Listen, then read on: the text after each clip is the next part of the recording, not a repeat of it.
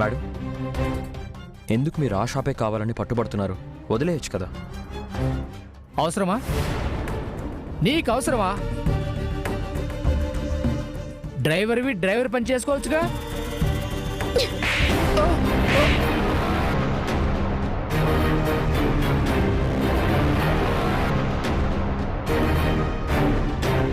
ఎవరి గురించి ఏం మాట్లాడుతున్నావు? ఆయన్ని పట్టుకుని డ్రైవర్ అంటావా? నీ దగ్గర ఏమైనా డ్రైవర్గా పనిచేస్తున్నారా? లేదు మేడం. ఇంకొకసారి ఇష్టం వచ్చినట్టు మాట్లాడావంటే నీ ప్రాణాలు తీస్తాను, జాగ్రత్త. వదిలేండి మేడం, మీ పర్సనల్ విషయాల్లో ఇన్వాల్వ్ అయ్యానని అలా అనుంటాడు. మీరు చెప్పాలనుకున్నది చెప్పారు, అది వాడికి సంబంధం లేని విషయం కదా. అయినా మీరు డ్రైవర్ అని నేనే ఫీల్ అవ్వలేదు. వాడు ఫీల్ అయితే ఎలా ఊరుకుంటాను చెప్పండి? అంటే ఏ జాబ్ లేక డ్రైవర్ జాబ్ ఇచ్చాను కానీ, లేదంటే మీరు డ్రైవర్ జాబ్ చేయడం ఏంటి? సరే, మీరేదో చెప్తున్నారు, చెప్పండి. అదే మేడం, ఆ షాప్ల గురించి మనకెందుకు? మీ బిజినెస్లో మీకున్నాయి కదా. వేలంపాటతో దేవకి గారిని బాధ పెట్టడం ఎందుకని నా ఉద్దేశం. హలో హలో, మనం వేలం వేయటం లేదు. గవర్నమెంట్ వేలం వేస్తుంది, మనం పాడుకుంటున్నాం అంతే. మనం కాకపోతే ఇంకొకరు పాడుకుంటారు, కానీ వేలం మాత్రం ఆగదు కదా.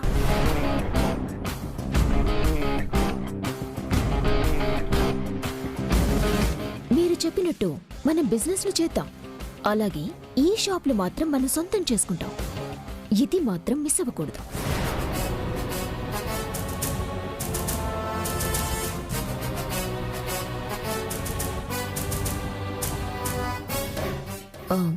మీరేం ఫీల్ అవ్వాల్సిన అవసరం లేదు. ఆ షాప్లో మనమే వేలం పాడాలి, అవన్నీ మనమే సొంతం చేసుకోవాలి. టైం అయిపోతుంది, మనం బయలుదేరదాం, పదండి.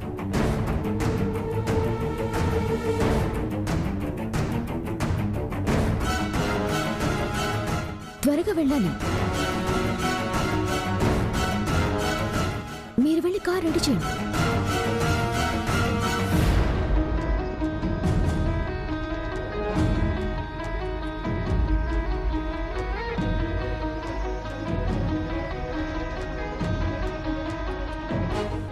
మేడం, మీరు అడిగినట్టు ఆ పేపర్స్ అన్ని రెడీ చేసిన. మనం కొత్తగా వేలంపాటలో ఆ దేవకి వెజిటేబుల్ స్టోర్స్ అన్ని కొనబోతున్నాం.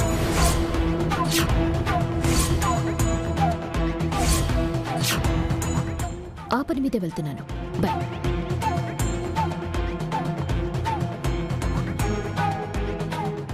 మేడం గారు ప్రాణం లెక్క చూసుకున్న షాపుల్ని వేలం వేస్తుండ్రా.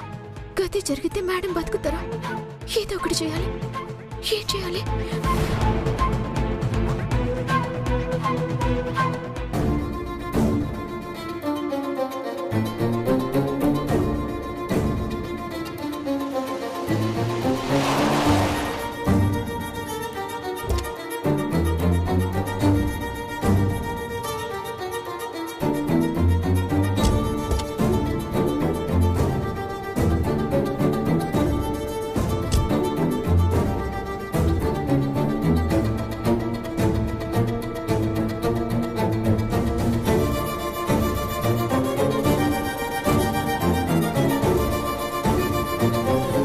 ఇప్పటి వరకు ఒకరి ముందు తల వంచకుండా బతికిన మా అమ్మ ఈరోజు ఇంతమందిలో తలదించుకోవాలా? ఏరి, ది గ్రేట్ దేవకి గారు ఇంకా వచ్చినట్టు లేరు.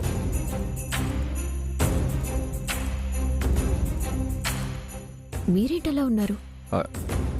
ఏం లేదు మేడం. ఆ దేవకి స్టోర్స్ నేను వేలం పాడాలి అన్న దగ్గర నుంచి మీరెందుకింత బాధపడుతున్నారో నాకు అర్థం కావడం లేదు. అంటే పెద్ద మనిషి అని విన్నాను, అలాంటి ఆవిడ్ని బాధ పెట్టడం. పెద్ద మనిషి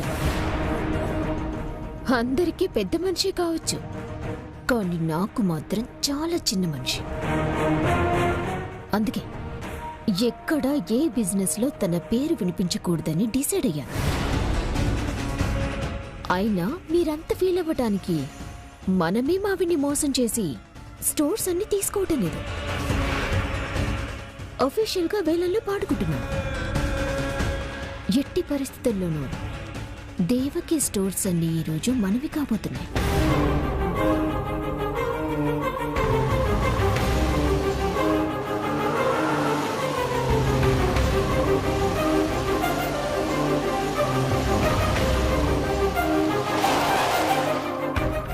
అరే, మాటల్లోనే వచ్చేసరే.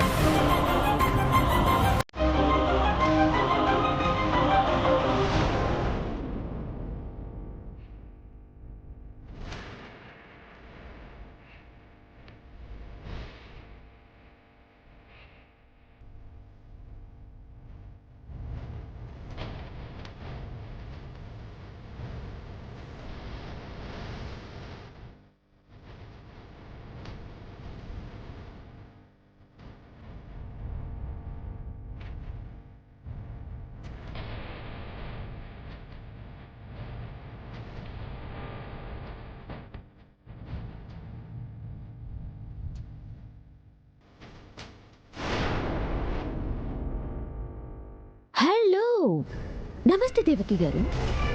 నమస్తే. ఏంటి మేడం, ఎన్ని సంవత్సరాల మీ శ్రమని వేలం పాడిస్తున్నారు? నాకు చాలా బాధగా ఉంది.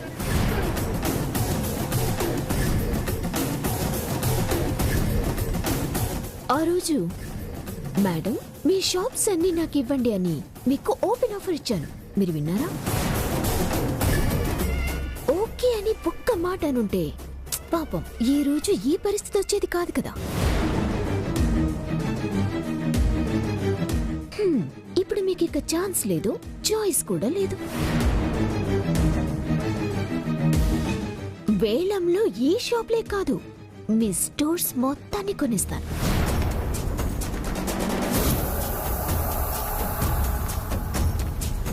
మీ పేరు మార్కెట్లో వినపడకుండా చేస్తాను.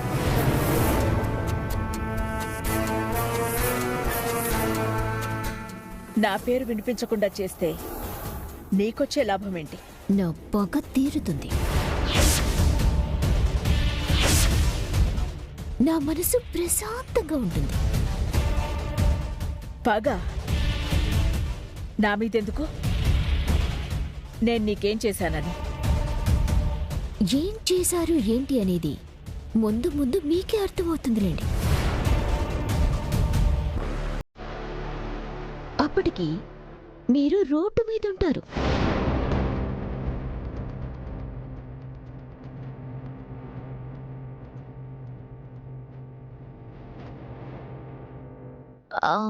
తెలుగులో ఏదో సామెతుంది.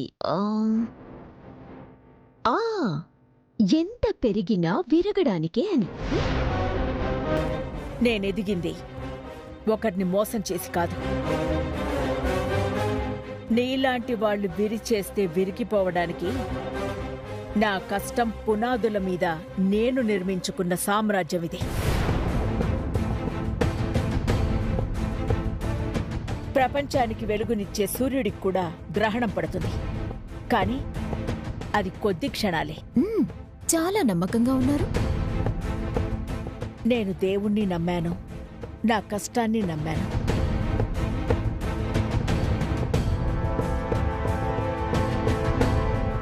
ఆ దేవుడు నన్ను బాధపెట్టడు. నా కష్టం నన్ను ఓడిపోనివ్వదు. అది ఇంతకు ముందు. ఇప్పుడు నేనొచ్చాను.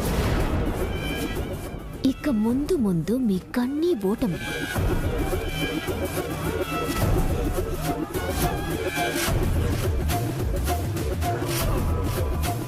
గెలుపన్నది మీకు వినిపించదు కూడా.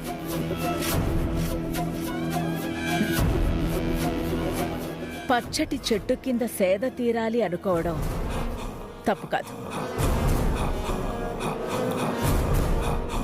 10 మందికి పనికి రాకుండా ఆ చెట్టునే నరికెయ్యాలి అనుకోవడం తప్పు. నా వాళ్ల వల్ల జరిగిన చిన్న పొరపాటు వల్ల ఈ సమస్య వచ్చింది.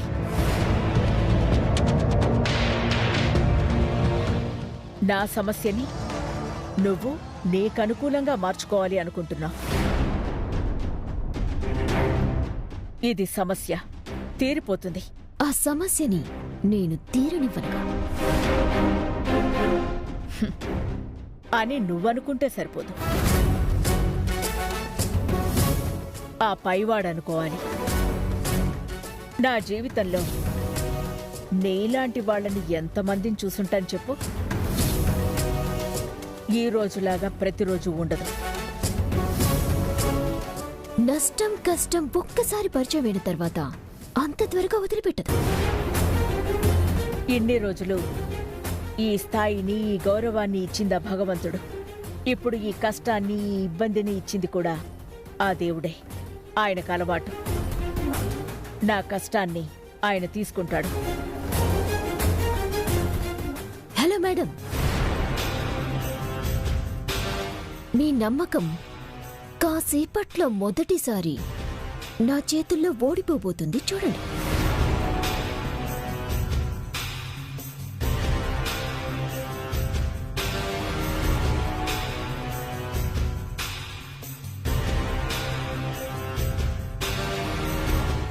అమ్మా, అమ్మగారు మీతో మాట్లాడాలంట. నువ్వు వెళ్ళు. చెప్పండి మేడం. నేను నీకు అకౌంట్ నెంబర్ వాట్సాప్ చేస్తున్నాను. ఆ అకౌంట్ యాడ్ అయ్యే ఉంది. దానికి వెంటనే 1 CR ట్రాన్స్ఫర్ చేయి. ఓకే? అట్నే మేడం, లేట్ చేయొద్దు, వెంటనే చేయి. ఇప్పుడే చేస్తా మేడం.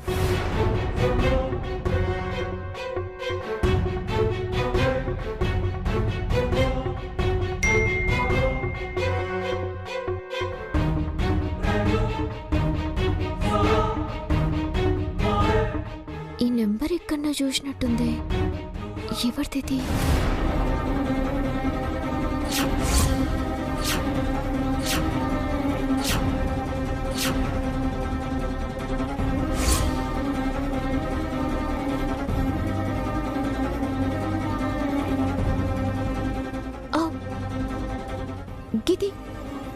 గిది మేడం తమ్ముడు అకౌంటే కదా. ఆయనకి గీ మేడంకి సంబంధం ఏంది? ఆయనకి గిన్ని పైసలు ఎందుకు ఇస్తుండ్రు?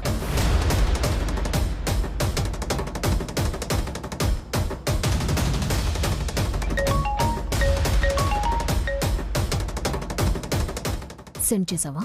చేస్తున్నాను మేడం. పెద్ద అమౌంట్ కదా, కన్ఫర్మేషన్ కోసం ఒకసారి ఆయన నెంబర్ ఇస్తారా? గుడ్.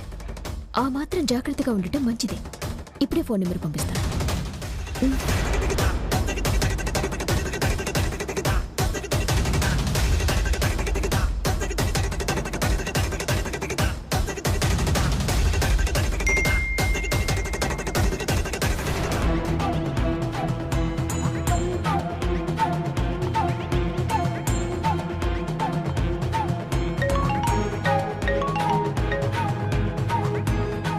హలో, నమస్తే సార్. మయూరి మేడం మీ నెంబర్ ఇచ్చారు అమౌంట్ పంపించమని. ఒకసారి మీ అకౌంట్ నెంబర్ కన్ఫర్మ్ చేసుకుందామని కాల్ చేశాను. ఆ అకౌంట్ నెంబర్ మీ దగ్గర ఉందిగా? ఉంది. ఒకసారి కన్ఫర్మ్ చేసుకుంటే మంచిది కదా. మీ నెంబర్ ఇదేనా?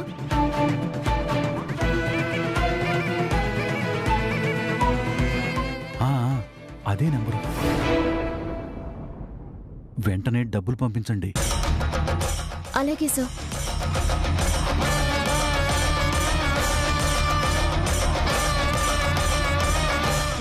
ఏం జరుగుతుంది?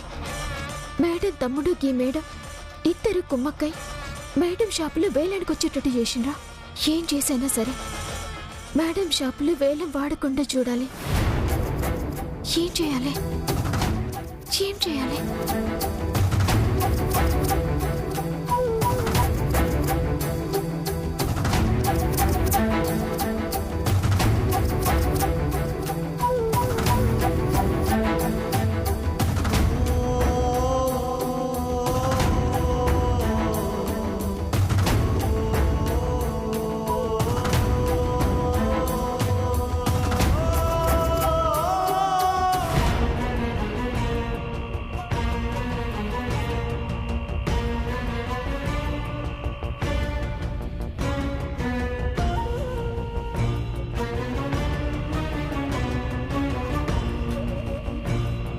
దేవకి గారి షాప్స్ సొంతం చేసుకోగలిగితే ఇక ఎదురుండదు.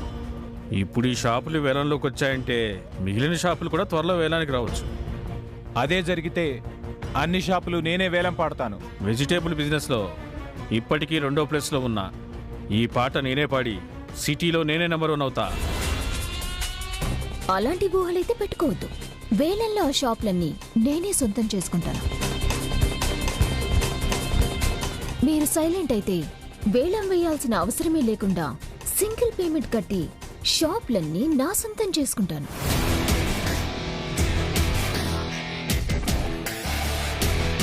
అలా ఎలా కుదురుతుంది? వేలంలో షాపులు నాకే. ఎంత పెట్టైనా సరే నా సొంతం చేసుకుంటాను. మీరు పోటీ పడాలనుకుంటుంది ఎవరితోనో మీకు అర్థం కావడం లేదు. అర్థమయ్యేలా చేస్తా.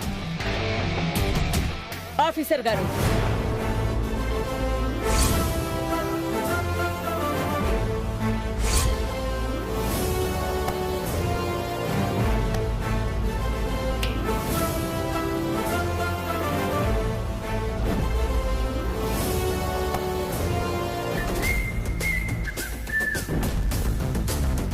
ఏంటండి ఇది? మాకెలాంటి సమాచారం ఇవ్వకుండా మా స్టోర్స్ ని ఎలా వేలం వేస్తారు?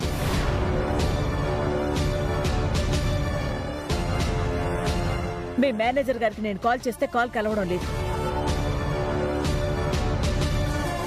మేడం, మేము 1కి 3 సార్లు నోటీసులు పంపించాం. మీ నుండి ఎటువంటి సమాధానం రాలేదు కాబట్టి వేలం వేయాలని డిసైడ్ అయ్యాం.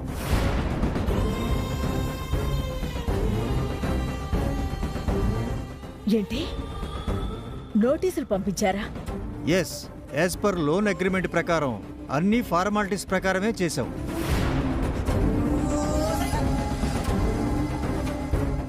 మీ నుంచి రెస్పాన్స్ వచ్చుంటే వేలం వేయాల్సిన అవసరం ఏముంది?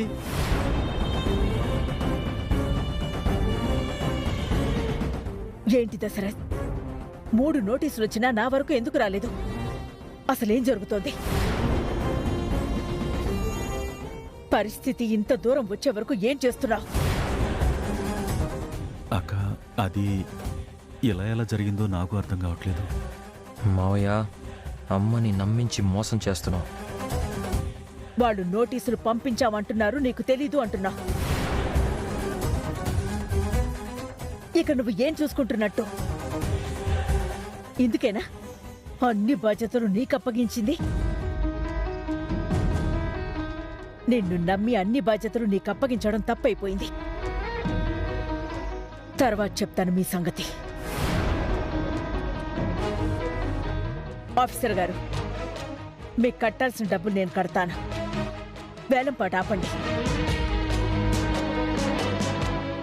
ఒకసారి యాక్షన్కి పిలిచాక ఆపడం కుదరదు మేడం.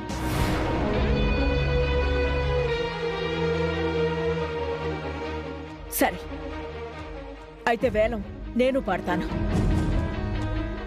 మీరు డబ్బులు కట్టలేదు కాబట్టి వేలం వేయాల్సి వస్తుంది. అలాంటప్పుడు వేలం ఎలా పాడతారు మేడం? మీరు పాడటం కుదరదు.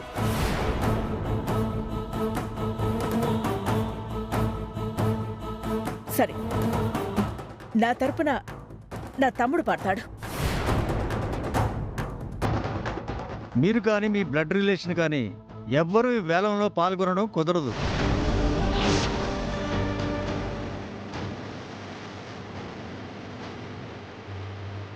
ఇక్కడ ఉన్నవాళ్ళు ఎవరైనా పాడి మీ ప్రాపర్టీ మీకు అప్పగిస్తే మాకు ప్రాబ్లం లేదు.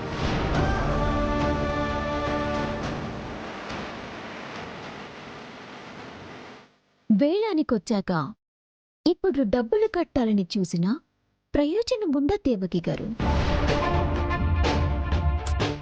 ఇక మీ స్టోర్స్ మీద మీరు ఆశలు వదులుకోండి.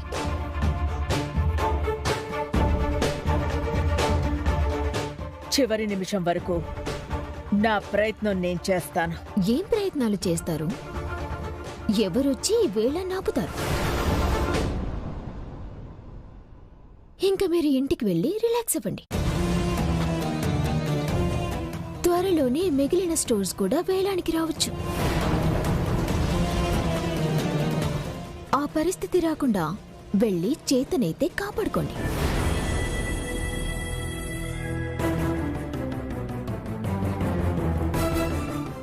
నువ్వెవరో నాకు తెలీదు. నా పతనం కోరుకుంటున్నావని మాత్రం అర్థమవుతోంది.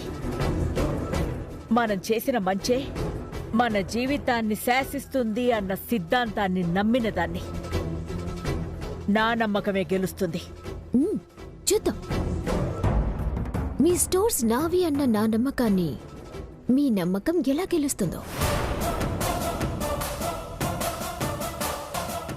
ఆఫీసర్ గారు, ఏంటి ఆలస్యం? టైం అవుతోంది. వేలం పాట మొదలు పెట్టండి. మా టైం వేస్ట్ చేయకండి. స్టార్ట్ చేస్తున్నాం మేడం. దేవకి గారు, వేలం పాట మొదలు పెట్టాలి. దయచేసి కూర్చోండి.